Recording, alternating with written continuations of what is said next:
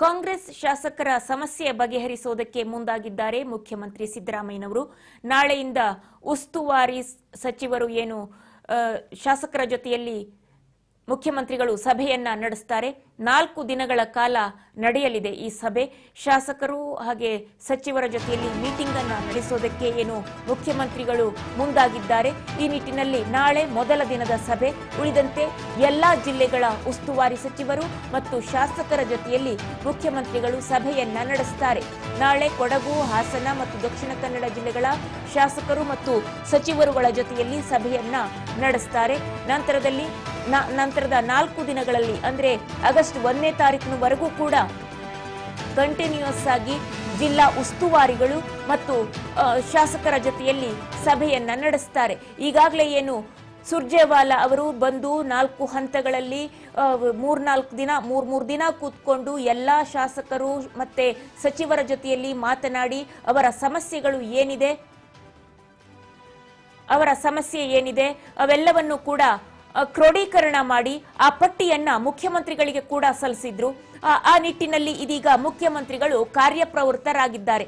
ಸಚಿವರ ಹಾಗೇನೆ ಶಾಸಕರ ಅಸಮಾಧಾನ ಏನಿದೆ ಅದನ್ನ ಅಸಮಾಧಾನವನ್ನ ತಣಿಸುವ ನಿಟ್ಟಿನಲ್ಲಿ ಹಾಗೆ ಎಲ್ಲರನ್ನೂ ಒಗ್ಗೂಡಿಸಿಕೊಂಡು ಹೋಗುವ ನಿಟ್ಟಿನಲ್ಲಿ ಒಂದು ಪ್ರಯತ್ನವನ್ನ ಮಾಡೋದಕ್ಕೆ ಮುಖ್ಯಮಂತ್ರಿಗಳು ಮುಂದಾಗಿದ್ದಾರೆ.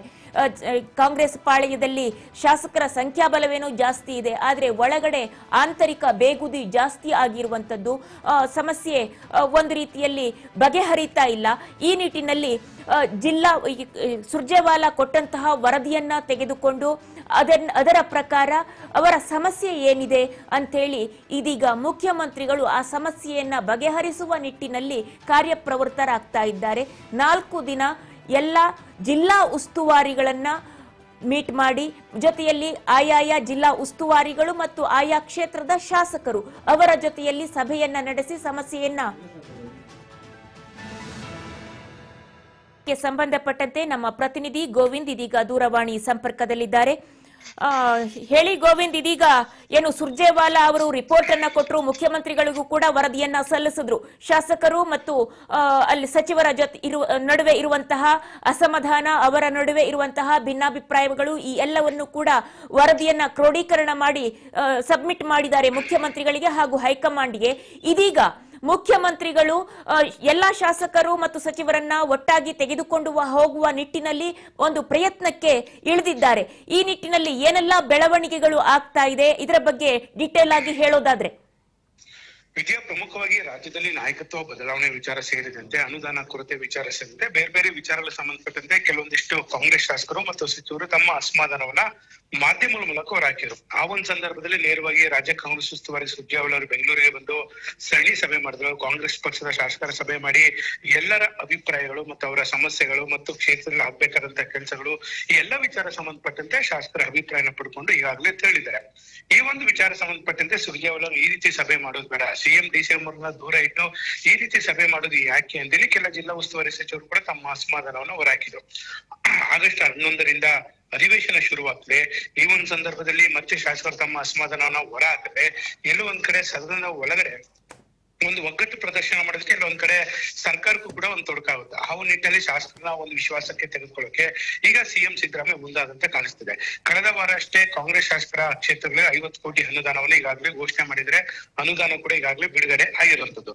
ಹಾಗಾಗಿ ಶಾಸಕರ ವಿಶ್ವಾಸವನ್ನ ತೆಗೆದುಕೊಳ್ಳಕ್ಕೆ ಮೊದಲು ಅನುದಾನವನ್ನ ಬಿಡುಗಡೆ ಮಾಡಿದ್ರು. ಇದಾದ ಬಳಿಕ ಎಲ್ಲರನ್ನು 1-to-1 ಸಭೆ ಮಾಡೋ ಮೂಲಕ ಅವರ ಕ್ಷೇತ್ರದಲ್ಲಿ ಆಗ್ಬೇಕಾದಂತ ಕೆಲಸಗಳು ಮತ್ತು ಇಲ್ಲಿ ಆಗಿರುವಂತ ಕೆಲಸಗಳು ಎಲ್ಲ ವಿಚಾರ ಸಂಬಂಧಪಟ್ಟಂತೆ ಅವರ ಕ್ಷೇತ್ರದ ಸಮಸ್ಯೆಗಳ ಬಗ್ಗೆ ಮಾತನಾಡೋದಕ್ಕೆ ಈಗ ಮುಖ್ಯಮಂತ್ರಿಗಳು ನಾಳೆಯಿಂದ 4 ದಿನಗಳ ಕಾಲ ಎಲ್ಲಾ ಶಾಸಕರ ಸಭೆಯನ್ನ ಕರೆದಿರುವಂತದ್ದು.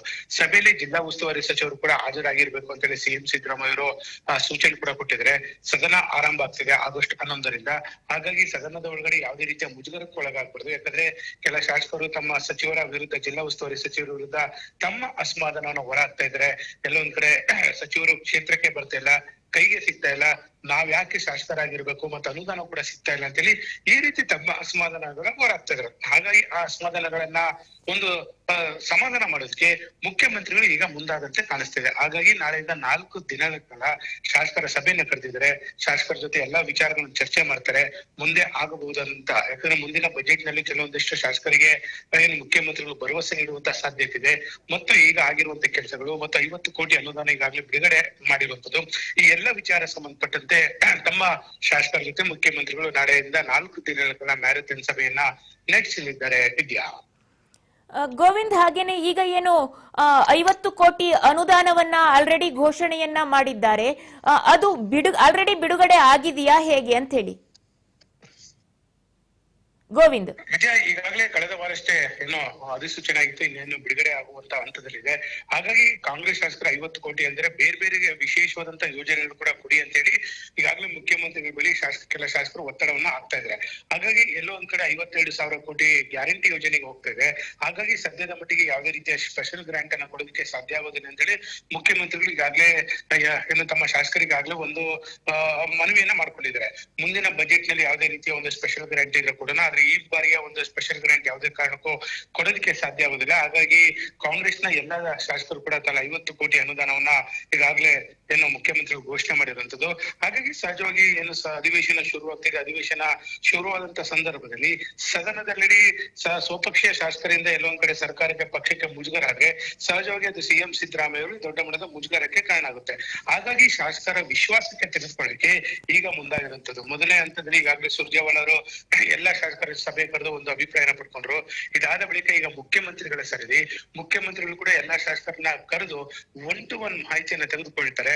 ಜೊತೆಗೆ ಜಿಲ್ಲಾ ಉಸ್ತುವಾರಿ ಸಚಿವರು ಆ ಜಿಲ್ಲೆಗಳಿಗೆ ಆಗ್ಬೇಕಾದಂತ ಕೆಲಸಗಳು ಮತ್ತು ಕ್ಷೇತ್ರದಲ್ಲಿ ಆಗಬೇಕಾದಂತ ಕೆಲಸಗಳು, ಮುಂದೆ ಆಗುವಂತ ಕೆಲಸಗಳು, ಈ ಎಲ್ಲಾ ವಿಚಾರ ಸಂಬಂಧಪಟ್ಟಂತೆ ಮುಖ್ಯಮಂತ್ರಿಗಳ ಜೊತೆ ಶಾಸಕರು ಚರ್ಚೆ ಮಾಡಲಿದ್ದಾರೆ. ವಿದ್ಯಾ ಗೋವಿಂದ್, ಹಾಗೇನೆ ಏನು ನಮ್ಮ ಶಾಸಕರು ಕೇವಲ ಅನುದಾನಕ್ಕೆ ಮಾತ್ರ ಸಂತೃಪ್ತರಾಗುವಂತಹ ಲಕ್ಷಣಗಳು ಇದೆಯಾ? ಅಷ್ಟೊಂದು ಕರ್ತವ್ಯ ಪರಾಯಣರ ನಮ್ಮ ಶಾಸಕರು ಅಂತ ಹೇಳಿ ಬೇರೆ ಆಕಾಂಕ್ಷೆಗಳು ಏನು ಇಲ್ವಾ ಅಂತ ಹೇಳಿ ಅವ್ರಿಗೆ?